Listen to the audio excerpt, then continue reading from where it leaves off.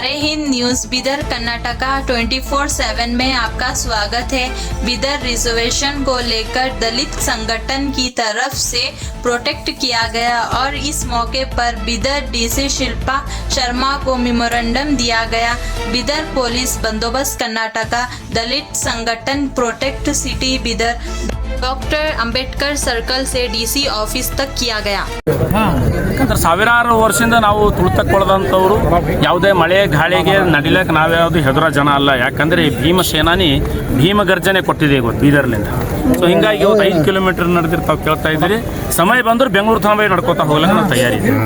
So ಹಾಗಾಗಿ ಈ ವರದಿ ತಕ್ಷಣಕ್ಕೆ ನಮ್ಮ ಅನ್ಯಾಯವನ್ನು ನಾವ್ಯಾರ್ದು ಬೇರೆದು ಹಕ್ಕನ್ನು ಕಸ್ಕೋತಾ ಇಲ್ಲ.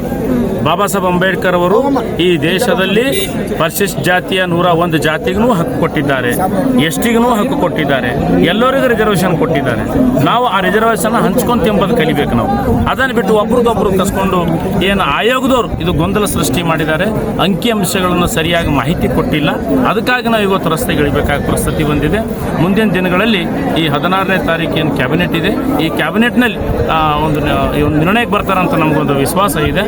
ಹಾಗಾಗಿ ಇವತ್ತು ಈ ಒಂದು ಮನವಿಯನ್ನು ಈಗ ಮಾನ್ಯ ಮುಖ್ಯಮಂತ್ರಿಗೆ ನಾವು ಸಲ್ಲಿಸಿದೆವು ಜಿಲ್ಲಾಧಿಕಾರಿಗಳ ಮುಖಾಂತರ.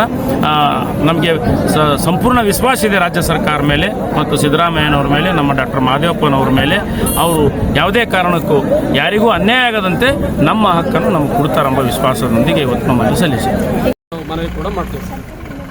ಸರ್ಕಾರ ನಮ್ಮದೇ ಪಾಲ್ ನಮಗಿಲ್ಲಲ್ಲ, ಪಾಲ್ ಕೇಳ್ತಾ ಇದ್ದೇವೆ ನಾವು, ನ್ಯಾಯ ಕೇಳ್ತಾ ಇದ್ದೇವೆ ನಾವು. ಅನ್ಯಾಯ ಮಾತಾಡ್ತಾರೆ, ನ್ಯಾಯ ಕೇಳ್ತಾ ಇದ್ದೇವೆ.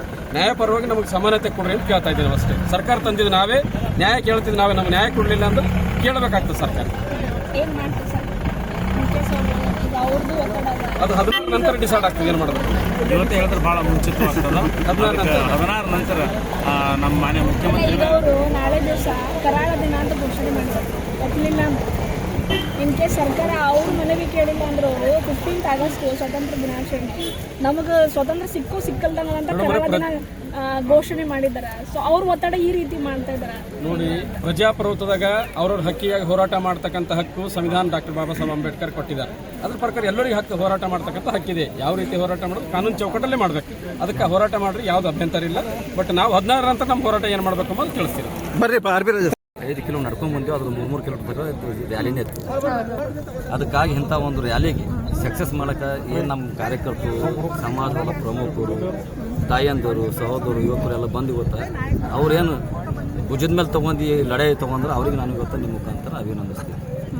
ಇದು ಈಗಾಗಲೇ ಕರ್ನಾಟಕ ಸರ್ಕಾರ ಸುಪ್ರೀಂ ಕೋರ್ಟ್ನ ಒಂದು ತೀರ್ಪಿನಂತೆ ನಾಗಮೋಹನ್ ದಾಸ್ ಅವರ ಒಂದು ಸಮಿತಿ ರಚನೆ ಆಗಿತ್ತು. ನಾಗಮೋಹನ್ ದಾಸ್ ಅವ್ರಿಗೆ ನಾವು 3-6 ಸರ್ತಿ ಭೇಟಿ ಮಾಡಿದೆವು. ಬೆಂಗಳೂರಿನ ಕಾರ್ಯಕ್ರಮ ಮಾಡಿ ಅವರಿಗೆ ಮನವರಿಕೆ ಮಾಡಿದೆವು. ವಲಯ ಸಂಬಂಧಿತ ಜಾತಿಗಳು ಏಸವ, ಅದಕ್ಕೆ ಏಕೆ ಎಡಿದು ಮತ್ತು ಆದಿ ಅಂದ್ರೆ 3 ತೊಂದರೆ ಅಲ್ಲ. ಅವ್ರ ಹೊಲೆಯರು ಒಂದು ಕಡೆ ಅಂತಾರೆ, ಮಾದಿಗರು ಅದಕ್ಕೆ ಅವ್ರು ಕ್ಲಿಯರ್ ಮಾಡಿರಿ. ಎಲ್ಲ ಜಾತಿ ಡಿಕ್ಲೇರ್ ಆದ್ಮೇಲೆ ಒಂದು ನೀವು ಜಾತಿ ಯಾರು ಮೆಜಾರಿಟಿ ಅವ್ರಿಗೆ ಎಷ್ಟು % ಕೊಡೋದು ಆ ನಿರ್ಣಯ ಮಾಡಿ.